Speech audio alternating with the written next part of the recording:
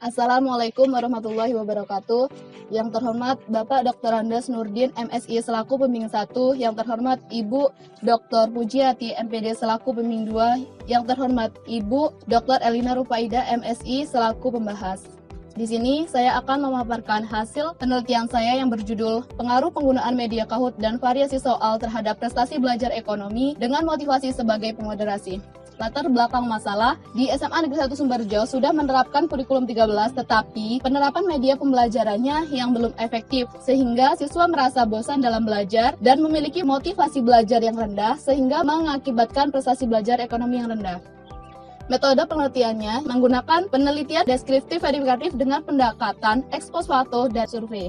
Populasi diambil seluruh kelas 10 IPS yang berjumlah 102 dan sampelnya menggunakan rumus Cochrane yaitu sebesar 81 dan teknik sampling menggunakan probability sampling dengan menggunakan simple random sampling yaitu pengambilan anggota sampel dari populasi acak yang berjumlah setiap kelasnya 27 sehingga seluruhnya yaitu 81.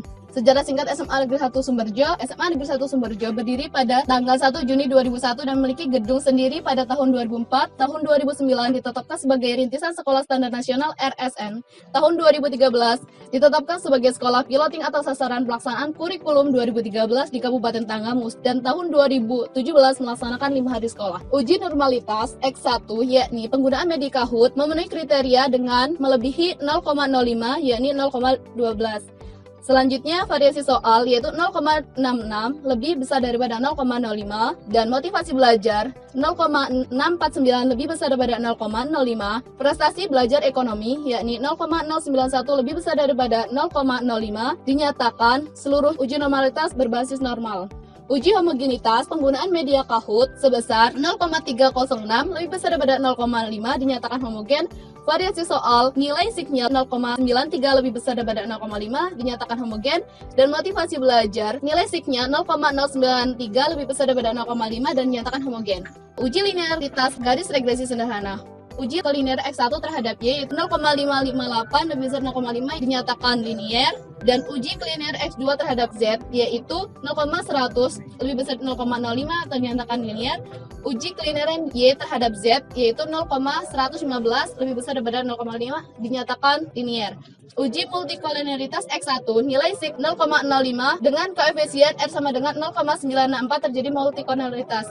Uji multikolinearitas X2 atau variasi soal nilai SIG 0,05 kurang dari 0,05 dengan koefisien R sama dengan 0,964 terjadi multikolinearitas. Uji autokorelasi dinyatakan menggunakan Darby-Watson yaitu 1,382 berada di antara angka 2 dan mendekati angka 2 dan dinyatakan tidak terjadi autokorelasi.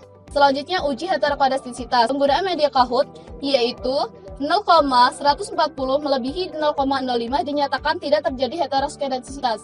Dan variasi soal yaitu menghasilkan 0,08 lebih besar dari 0,5 tidak terjadi heteroskidastisitas dan motivasi belajar 0,158 lebih besar 0,05 tidak terjadi heteroskidastisitas.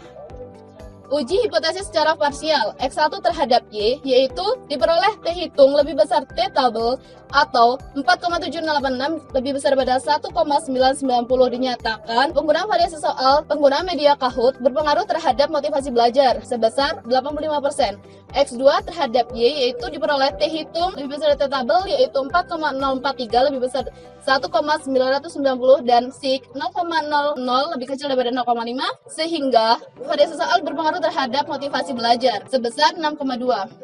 X1 dan X2 yaitu R hitung lebih besar daripada R tabel yaitu 0,964 lebih besar 0,182 koefisien korelasi sebesar 0,964 atau penggunaan media Kahoot berhubungan dengan variasi soal sebesar 96,4%. Dan X1 terhadap Z yaitu pengaruh penggunaan media Kahoot terhadap prestasi belajar ekonomi T hitung lebih besar daripada T tabel yaitu 8,196 lebih besar 1,990 dengan SIG 0,00 kurang dari 0,05 koefisien jalur sebesar 36,48%.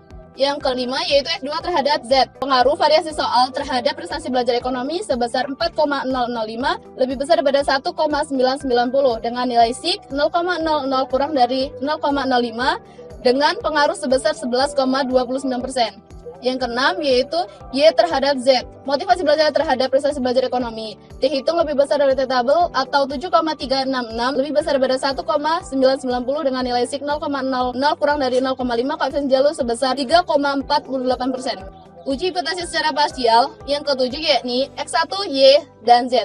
Penggunaan media Kahoot terhadap prestasi belajar melalui motivasi belajar dengan pengaruh sebesar 0,051 atau 5,1. 8. X2 terhadap Z melalui Y. Variasi soal berpengaruh terhadap prestasi belajar ekonomi melalui motivasi belajar sebesar 3,65. Yang ke-9 yaitu uji hipotesis secara simultan. X1 dan X2 secara bersamaan berpengaruh terhadap Y. Penggunaan media Kahoot dan variasi soal berpengaruh terhadap motivasi belajar dengan perhitungan F hitung lebih besar daripada F tabel atau 187,981 lebih besar daripada 3,11 dengan signifikan 0,01 kurang dari 0,05 terhadap determinasi sebesar 0,82 atau berpengaruh sebesar 82,8%. Selanjutnya yaitu X1 dan X2 bersamaan dengan Y berpengaruh terhadap Z. Penggunaan media Kahoot dan variasi soal serta motivasi belajar berpengaruh terhadap prestasi belajar ekonomi sebesar 97,1% dilihat dari F hitung lebih besar dari F tabel sebesar 852,855 lebih besar pada 2,72.